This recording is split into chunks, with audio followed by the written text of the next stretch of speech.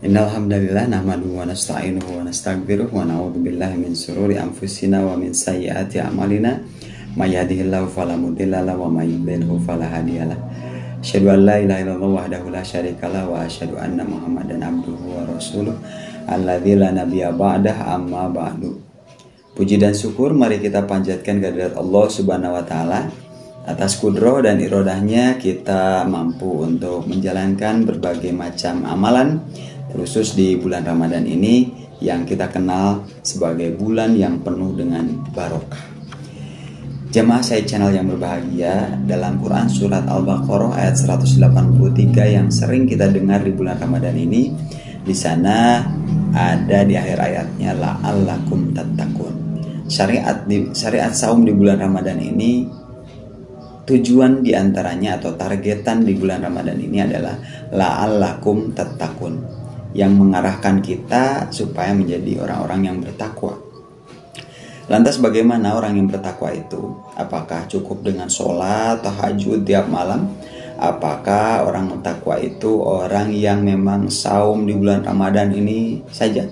Ternyata apabila kita cari tahu di ayat-ayat lain, itu tidak cukup dengan ibadah kaitannya dengan Allah saja. Tetapi Islam ini Allah mengajarkan kepada kita, mensyariatkan kepada kita untuk memperhatikan aspek sosial. Aspek sosial itu tentunya kalau kita tebak-tebak di bulan Ramadan ini, tentu kita ingatnya ke zakat fitrah ya. Tetapi apabila kita perhatikan di Quran surat Ali Imran ayat 134, di sana Allah berfirman, alladzina yunfikuna fisyarra'i wad-dharra'i wal kaziminal ghaiza wal 'afina 'anil nas wallahu yuhibbul muhsinin. Ayat ini menjelaskan beberapa kriteria orang bertakwa. Di ayat ini ada kurang lebih 4 kriteria orang bertakwa. Yang pertama adalah orang yang senantiasa menginfakkan hartanya di waktu lapang ataupun hartanya ketika sedang krisis. Kemudian kategori kedua adalah orang yang mampu menahan hawa nafsunya. Kemudian yang ketiga, orang yang mampu memaafkan kesalahan orang lain. Nah, di sini kemudian yang keempat, orang-orang yang jika melakukan kesalahan atau maksiat, mereka selalu ingat kepada Allah di ayat 135-nya. Nah, di sini ayat 134 dan ayat 135 adalah beberapa kriteria orang yang bertakwa. Apabila kita perhatikan 4 kategori ini, yang pertama, ini orang bertakwa di sini orang yang memperhatikan aspek sosial, menginfakkan hartanya di waktu lapang atau ketika sedang krisis. Maka beruntunglah orang-orang yang memiliki harta, karena dengan harta ini kita bisa leluasa untuk zakat, infak, sedekah. Terlebih jika kita memiliki harta yang cukup, kita bisa melaksanakan ibadah haji, umroh, ataupun ibadah-ibadah lainnya yang memang membutuhkan dana yang cukup besar. Nah, bagaimana jika kita termasuk orang yang memang kita ingin infak tetapi harta kita tidak mencukupi atau tidak ada bahkan? Maka Islam ini begitu mudah ya, Islam ini begitu tidak menyulitkan bagi umatnya. Apabila kita tidak memiliki keleluasan harta, maka kita bisa menginfakkan ilmu kita.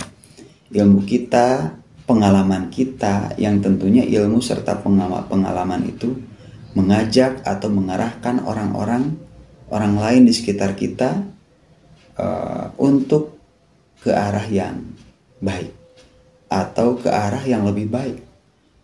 Karena yang namanya ilmu pengalaman itu di setiap diri manusia itu berbeda-beda. Ada yang ilmu yang satu dimiliki oleh satu orang ini, kemudian ilmu itu tapi tidak dimiliki oleh orang lain. Apalagi pengalaman ini relatif berbeda-beda. Pengalaman saya dengan pengalaman ikhwatu iman itu berbeda-beda. Apabila kita bertukar pikiran, bertukar pengalaman, maka jika pengalaman itu, ilmu itu, pikiran itu mengandung kebaikan, maka itu sudah dikatakan kita bisa untuk berinfak. Kemudian orang bertakwa itu adalah wal kadhiminal ghaidha, itu orang yang senantiasa menahan amarahnya. Sebagaimana di pengertian saum juga ya, al-imsaku anil akli wa syurbi wal apa istilahnya, menahan dari makan dan minum dan menahan dari hawa nafsu. Artinya di bulan Ramadan ini kita hawa nafsu juga dilatih, kita dituntut untuk bersabar. Kita tahu bahwa di surat Az-Zumar ayat 10 di sana ganjaran bagi orang-orang yang bersabar itu tanpa batas. Ganjarannya itu oleh Allah itu tanpa batas. Infak itu masih dapat ada hitungannya. Ila sab'i mi'ati dhifin, 700 kali lipat. Tetapi yang namanya sabar itu bighairi hisab, tanpa batas ganjarannya. Kemudian yang ketiga adalah orang yang memaafkan kesalahan orang lain. Di ayat 134 ini dalam surat Al-Imran, orang yang mampu memaafkan kesalahan orang lain. Jika orang lain berbuat salah kepada kita, dalam bergaul memang wajar ya, namanya manusia, ada lupanya, ada salahnya. Maka orang bertakwa itu kriterianya adalah wal'afina anin nas, memaafkan kesalahan orang lain. Kemudian kriteria keempat adalah orang-orang yang jika melakukan kesalahan atau maksiat.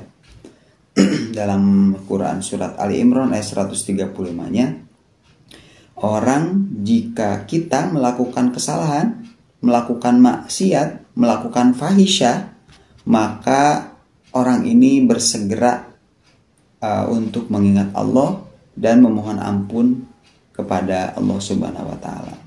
Karena yang namanya kesalahan kepada Allah itu memang kita meminta maaf langsung kepada Allah, bertaubat. Tetapi ada yang lebih penting, yaitu aspek sosial ya.